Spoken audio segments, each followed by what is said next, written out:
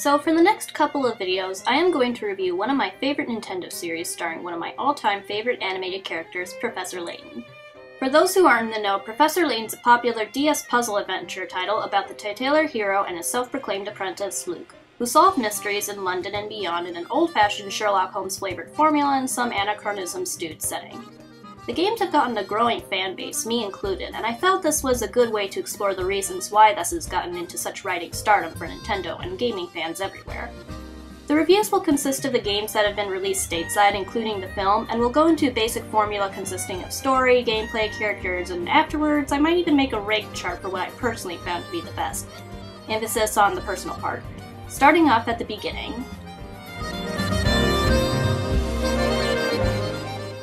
Back when The Curious Village was being made in 2007, there seemed to be some doubts for combining brain teasers into an adventure series. Most brain teasers never really had a flowing narrative or characters incorporated, and the ones that did never really seemed to have caught on to the gaming community. So when Nintendo worked with Level 5 to create a recurring series loosely based on the Brain Age franchise with sequels in mind, you can imagine the surprise people had when they pulled it off as well as they did. In a countryside somewhere in England, we see our hero of the story, the brilliant Professor Layton, and his bright young apprentice Luke a la Holmes and Watson, who are requested by the recently widowed Baroness of a strange village called St. Mystere to solve an inheritance dispute. Apparently, the late Baron hid his vast treasures somewhere in the city, and the only people he would deem worthy of the fortune have to set out and find his beloved relic called the Golden Apple in order to inherit the riches. As you can expect, all sorts of things happen as you continue through the story. Murders, kidnappings, conspiracies, puzzles, eccentrics, disappearance, killer Ferris wheels, all sorts of things you'd expect from Layton. You would definitely expect me to say that this is a good game to start in the series, right?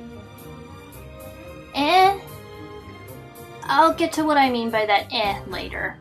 One of the things the game does a good job of establishing is its characters. At a first glance, Layton and Luke could just be another reimagining of Holmes and Watson. Layton being extremely intuitive and intelligent, and Luke being less experienced but equally adept at logical thinking. But each do have their own enjoyable identities. First, there's Layton. In my opinion, one of the best characters I've seen from Nintendo in a while. An unabashed puzzle fanatic whose image is practically based around the idea of a true English gentleman. He's warm, welcoming, intelligent, but also runs the Batman gambit of being a badass at almost everything. Christopher Robin Miller, the man who supplies his voice, does a great job at making him both calm and assertive, and an almost uncanny imitation of a British accent. Luke, go ahead without us! I have an idea! But wait! We're fine! Go on! People either seem to love or hate Luke, but that may be the trouble his voice actress Lonnie Minella was having at the time to give him a palatable identity. You just got to know where it's coming from. Yes! You should have considered my offer. Regardless of the fact, I still think Luke is a pretty well-written kid. He's sweet, but he's cheeky. He's smart, but he loses his temper easily. They also give him this character trait of talking to animals, which I honestly thought was kinda weird, but it gets a funny scene once in a while, so I let it pass. The rest of the side characters are kinda memorable, but they don't stay as strong as later characters in the series. Honestly, the game knew Layton and Luke had to be the ones you should remember from this, and I guess that's reason enough for them to suffer in here. As you can expect, the gameplay is wandering around looking for clues and coming across puzzles in the way. And to their credit, they make them pretty entertaining.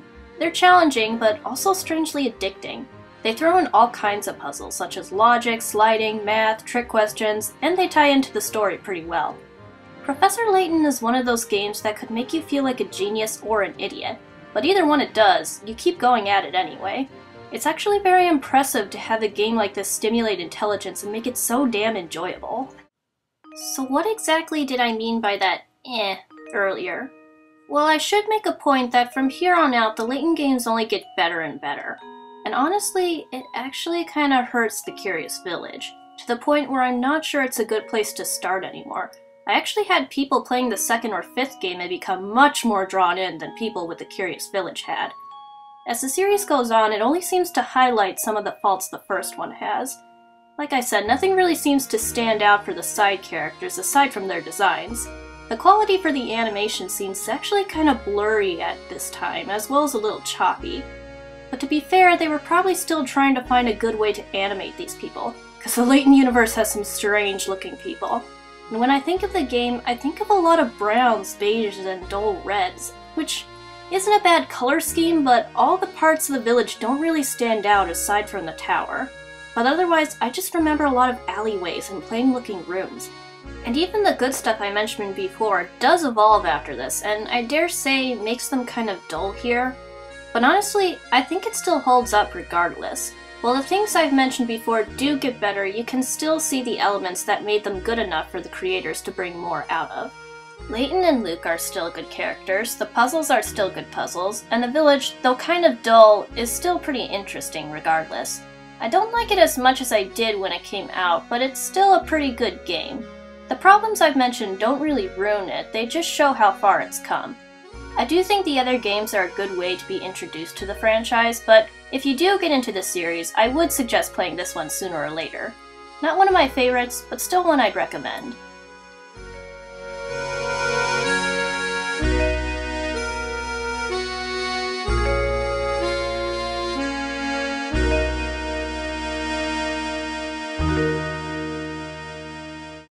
We all start out as babies, and then as days go by, we're getting a little older, and we're told we shouldn't cry. We go to school and trying to be cool, and then we graduate. Some of us might be mommies, others work, or even date. As we grow old, we wonder, were we smart or just a fool? Now some of us are back in diapers again, and others even drool.